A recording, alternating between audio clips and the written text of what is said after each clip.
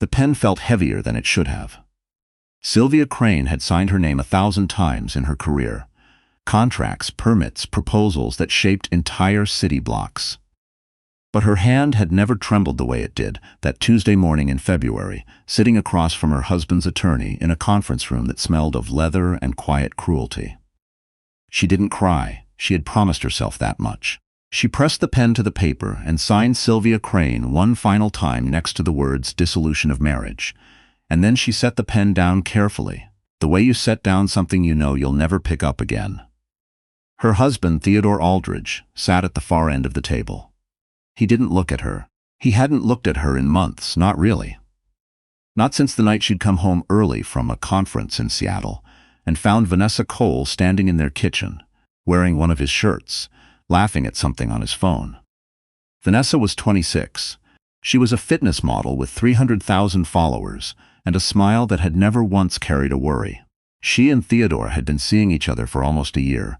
The attorney had let slip during mediation. Almost a year.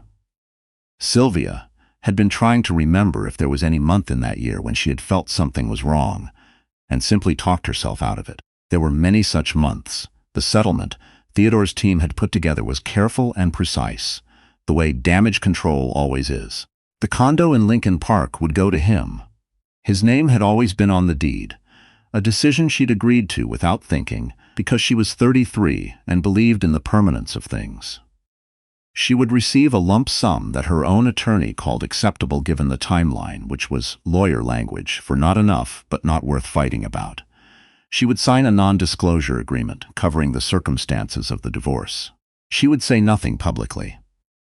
In exchange, she would receive her settlement check within 30 days. Her attorney, a careful woman named Patricia Holloway, had advised her to accept. "You've been married 4 years?" Patricia had said the night before, over cold coffee in her office. "You don't have children. The prenuptial agreement limits your exposure significantly. Theodore's legal team is very good, and he has resources you don't. Take the money, Sylvia. Move." So Sylvia moved. She moved into a 2-bedroom rental in Pilsen that cost significantly more than it should have, because she'd needed to find something fast, and February in Chicago is not the time to be searching for apartments alone. She packed what was hers, which turned out to be less than she'd imagined. Her books, her drafting tools, the clay model of the first building she'd ever designed as a graduate student, and a set of cast iron pans her mother had given her as a wedding gift with a card that said, "For when you make a home." Her mother didn't know yet. Sylvia hadn't told anyone yet. She started her new life the same way she'd built her career, by showing up before anyone else expected her to. She was back at her desk at Hartfield Architecture 3 days after signing the papers. She was the Associate Director of Residential Design. She had a team of 7 and 3 active projects and absolutely no bandwidth for the kind of falling apart she probably needed to do. So she didn't. She reviewed drawings. She made calls. She went home and heated soup from a can and stood at the kitchen window, watching the street below, and thought about nothing in particular. In March, she threw up for the first time. She was in the office restroom between a 9 o'clock site meeting and a noon client call, and she told herself it was stress. It was stress. It had been a deeply stressful month. In April, she threw up again, and then again. Her doctor, a pragmatic woman she'd seen maybe twice in the past 2 years, said the words calmly and clearly, "You're pregnant, Sylvia. Based on the dates, you're about 9 weeks along." Sylvia sat very still on the examination table and looked at the ceiling. "I'm recently divorced," she said. Her doctor nodded. She had heard things like this before. "Are you going to be all right?" "I don't know yet," Sylvia said honestly. She drove home slowly. She sat in the parking lot of her building for 20 minutes with the engine off. Then she went upstairs and called Patricia Holloway. "I need to know," Sylvia said, "whether what I sign changes anything." Patricia was quiet for a moment. "The NDA covers the circumstances of the divorce," she said carefully. "It doesn't prohibit you from informing him of a pregnancy. He has a legal right to know." "What if I don't want him involved?" "Then you need to understand what you're choosing. He could petition for parental rights. He could make this complicated." Sylvia already knew complicated. She'd been living in it since February. She told Theodore by certified letter, the way Patricia advised. His response came 11 days later, through his attorney. He denied the timeline. He suggested the child might not be his. His team would require genetic testing before any acknowledgement of paternity or financial obligation was established. She read that letter twice. Then she folded it very precisely and put it in the accordion file she'd labeled with his initials, which she kept at the back of her closet. 3 weeks after that, Theodore Aldridge and Vanessa Cole announced their engagement on Instagram. The photo showed them on a boat somewhere with clear blue water, Vanessa's hand raised toward the camera, a diamond catching the light. The caption said, "When you know, you know." Sylvia did not look at the comments. What she did instead was make a plan. She'd always been better at plans than at falling apart. It was both her strength and the thing that had kept her from examining too closely the parts of her marriage that hadn't worked. But now she used it. She laid everything out, the finances, the timeline, the medical appointments, the work calendar. She counted weeks. She made calls. She researched her rights with the focus she usually brought to load-bearing walls and structural tolerances. She told her boss, a measured man named Harrison Quill, who ran Hartfield with the kind of quiet competence she deeply respected. In a direct 15-minute conversation, she outlined her plan for managing her workload through the second trimester, her proposed maternity leave structure, and her intention to return full-time. Harrison listened without interrupting. "You've thought about this carefully. It wasn't a question. Take whatever you need. Your position is not going anywhere." It was the first moment in months that she felt something other than braced. She told her mother on a Sunday afternoon in May, sitting in the backyard of the house in Oak Park where she'd grown up. Her mother, Dorothy Crane, was 71 and had been married to the same man for 46 years and had never once not said exactly what she was thinking. "He left you while you were carrying his child," Dorothy said. "I didn't know then," Sylvia said. "You know now." Her mother looked at her for a long moment. "Are you going to let him pretend otherwise?" "No." "Good." Dorothy reached across the garden table and put her hand over Sylvia's. "Then you don't need anything from him." She didn't hear from Theodore's legal team again through the summer. She didn't reach out either. She worked. She made it to every appointment. She assembled the second bedroom in her rental-lot apartment from a flat-pack kit at 11 o'clock on a Tuesday night.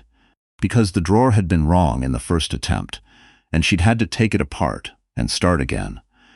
And somewhere around the third try she sat down on the floor in the half-assembled room and cried for the first time since February. It lasted about 7 minutes. Then she washed her face, found the right piece, and finished the drawer. She was 36 years old and doing this alone, and she was going to be fine. On a Wednesday in September, she met Elliot Soane. She almost didn't stop. She was coming back from a site visit in Wicker Park, 8 months along and moving carefully, and she'd parked 2 blocks further than she'd intended because the closer spots were taken. She was walking back to her car and she heard a crash from the doorway of a narrow building she'd always noticed for its mid-century facade. An older woman had dropped a grocery bag, and the combination of 3 broken eggs, a rolling orange, and a bag of flour that had split open on impact was causing a small crisis on the front steps. Sylvia stopped. She couldn't really crouch anymore, but she could kneel slowly and retrieve the things that had rolled into the street, and she could hold the remains of the bag while the woman, small, 70s, wearing a coat 2 sizes too large, gathered herself. "I've been carrying that flour for 4 blocks, the woman said, aggrieved. "I'm sorry." "Don't be sorry, dear. You didn't drop it." A man came down the steps from inside the building at a jog. Late 30s, dark coat, car keys in hand, clearly on his way somewhere. He stopped when he saw the situation. "Gran," he said, with the particular tone of someone who has had this conversation before, "I told you I'd get groceries.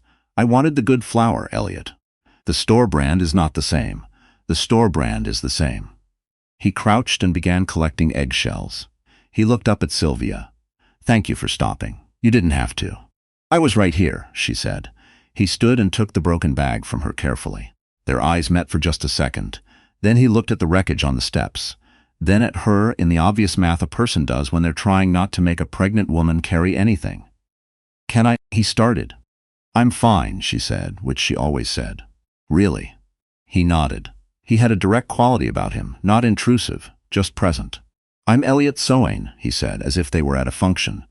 "This is my grandmother, Barbara." She lives on the second floor and has very strong opinions about flour.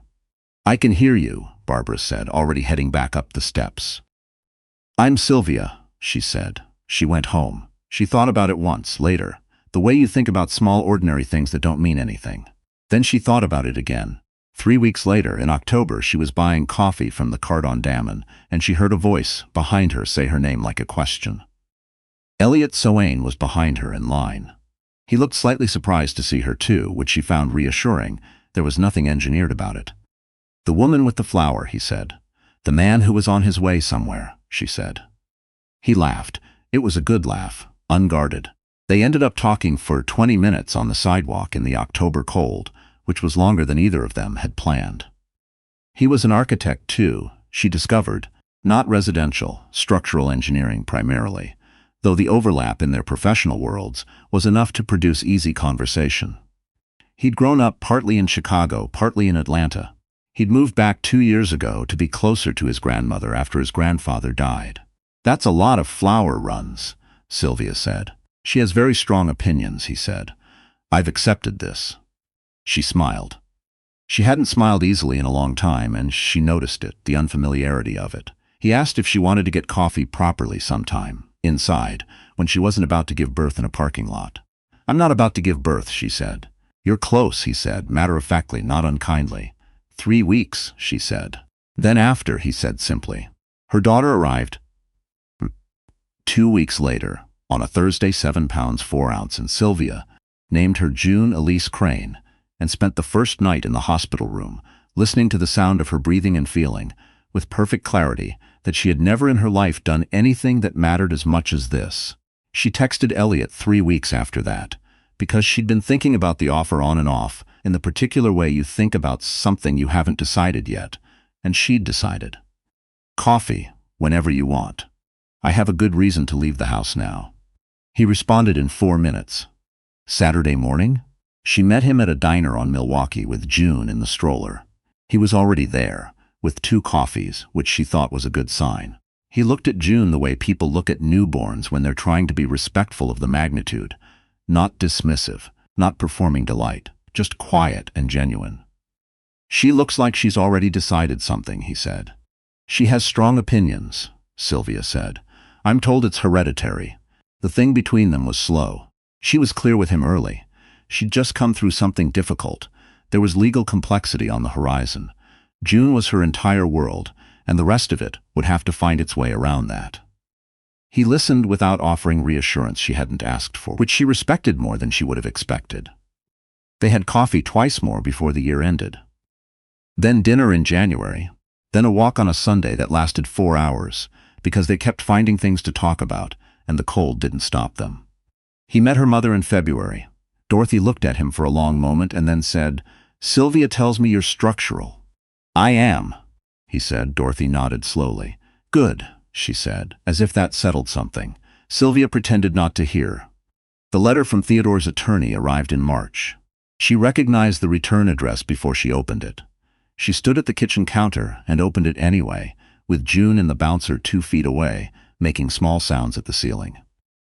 Theodore Aldridge was petitioning for shared legal custody of June Elise Crane, asserting paternity following the results of genetic testing ordered independently. His team cited his right to involvement in the child's upbringing, his financial capacity to support the child's needs, and his concern for what they called the current circumstances of the child's care. Sylvia read the letter twice, then she called Patricia Holloway. He waited 14 months, Sylvia said. Yes, Patricia said. He denied paternity. He said she might not be his yes. And now he wants custody. He wants legal custody, which is different from physical. It's a strategic move. I know what it is, Sylvia said. It's a way to stay connected to my life without ever having been present in it. Patricia was quiet for a moment. Do you want to fight it? I want to win it, Sylvia said. She had kept everything. That was the thing about being a person who made plans. She had kept every letter, every email, every record of the 11 months during which Theodore Aldridge had made no attempt to establish paternity, had made no attempt to contact her, had offered no support of any kind. She had the denial letter. She had the dates. She had her own documentation, organized in a system she'd built in October, when she first suspected he might eventually try something like this. Patricia reviewed everything over 2 meetings. At the end of the second one, she looked at Sylvia across the conference table and said, "You built a case while you were 8 months pregnant." "I was nesting," Sylvia said. Patricia almost smiled. He has very little ground to stand on. The denial letter alone is significant, combined with the timeline of non-contact. "I want it in the record," Sylvia said. "All of it. I want the court to understand exactly what he chose to do and when." The hearing was scheduled for June. Theodore arrived with 2 attorneys and a suit she recognized from his closet, the charcoal one he wore when he wanted to look serious and trustworthy. Vanessa was not there. Sylvia had expected that. Theodore's attorney argued that the denial had been a reasonable precaution, that the timeline of non-contact had been mutual, that Theodore now wished to be present in his daughter's life and had the means and stability to contribute meaningfully to her upbringing. Patricia presented the documentation, the certified denial letter, the dates. 14 months of complete absence. No financial support, no contact, no acknowledgement. The record of Theodore and Vanessa's engagement announcement, posted publicly 3 weeks after his team had denied paternity and questioned the child's parentage. Theodore's attorney objected to the framing 3 times. The judge, a composed woman in her mid-50s who had clearly seen every version of this before, noted the objections and continued. Sylvia was asked twice to speak. She was measured. She had practiced being measured. She said that she had always been prepared to allow June's father to be present in her life if that was genuinely what he wanted, and that the record showed it had not been what he wanted for the first 14 months of June's life, and that the decision to pursue custody now, following her own professional re-engagement and changed circumstances, did not reflect the best interests of a child who had never once been visited. The judge granted Sylvia primary physical and legal custody. Theodore was offered supervised visitation rights, contingent on a consistent showing of engagement for a period of 6 months, to be reviewed. He did not look at Sylvia when the decision was read. She didn't need him to. She walked out of the courthouse into a June afternoon in Chicago that was the kind of clear and warm the city saved up for after a long winter, the kind that hit you in the chest and made you feel, briefly, that things could be all right. Patricia walked beside her and said something about follow-up paperwork, and Sylvia said yes, she understood. She'd read everything. Then Patricia went to her car, and Sylvia stood on the courthouse steps for a moment and let herself breathe. Her phone buzzed. "Elliot, how did it go?" She typed back. "It went." 3 dots appeared. "Then I'll have dinner ready at 7. Barbara wants credit for the dessert." She looked at the message for a long moment. There was something in it, the plainness of it, the way it assumed she would come home and eat, and the world would continue, that reached her somewhere underneath all the composure she'd spent months maintaining. She typed, "Tell her she'll get full credit." Then she put her phone in her pocket and walked to her car. She thought about the version of herself who had signed those papers in February, 14 months ago, in a conference room that smelled of someone else's power. She had been braced then, the way she'd been braced for a long time. Against disappointment, against asking too much, against believing that the floor would hold, if she stopped holding herself so carefully upright.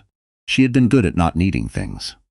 She'd believed for a long time that not needing was the same as being strong.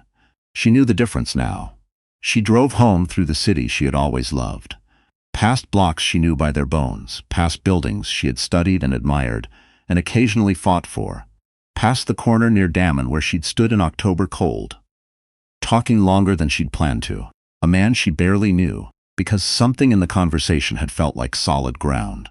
June was at Dorothy's for the afternoon, had said Sylvia needed to go to that courtroom without worrying about nap schedules, and she had been right. Sylvia had 2 hours before pickup, and she spent them driving slowly through the north side with the radio low, letting the day settle.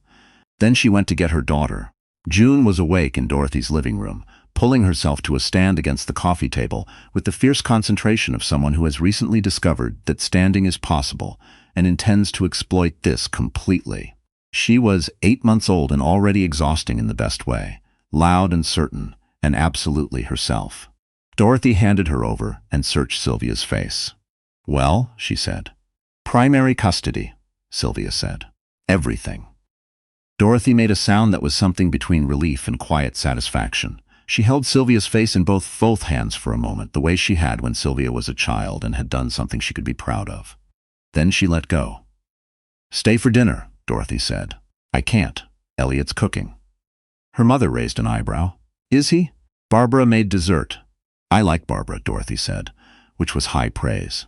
Sylvia buckled June into the car seat, which took 3 attempts because June had strong opinions about being buckled. She drove across the city as the afternoon light dropped lower and warmer, and by the time she pulled up to the building on Damen, the windows were lit, and she could smell something from the 2nd floor even before she got to the door. Elliot met her at the top of the stairs and took June without being asked, which was something she had noticed he always did now, not making a production of it, just absorbing the small logistical weight of having a baby as if it were the most ordinary thing. June grabbed his collar immediately. She does that, Sylvia said. I know, he said. I've started wearing less expensive shirts. Barbara emerged from the kitchen with a dish towel over her shoulder. You won, she said. Not a question. The court agreed with me, Sylvia said. That's the same thing. Barbara returned to the kitchen. Wash your hands. It's almost ready. Sylvia stood in the entryway for a moment. The apartment smelled like garlic and something slow-cooked. June was pulling at Elliot's collar with scientific focus. From the kitchen, she could hear the particular sounds of a meal almost done. The small clatter and adjustment that meant things were coming together. She had not planned for this. She had planned for the custody hearing, for the documentation, for the professional calendar and the maternity leave, and the 2nd-bedroom furniture assembly. She had planned for surviving the year. She had not planned on this. On standing in a warm apartment in the city she loved, with her daughter, and a man who wore less expensive shirts now, and a grandmother who gave credit for dessert with great ceremony, feeling, for the first time in as long as she could remember, that she was not braced. She washed her hands. She sat down at the table, and for the first time in a very long time, that was enough.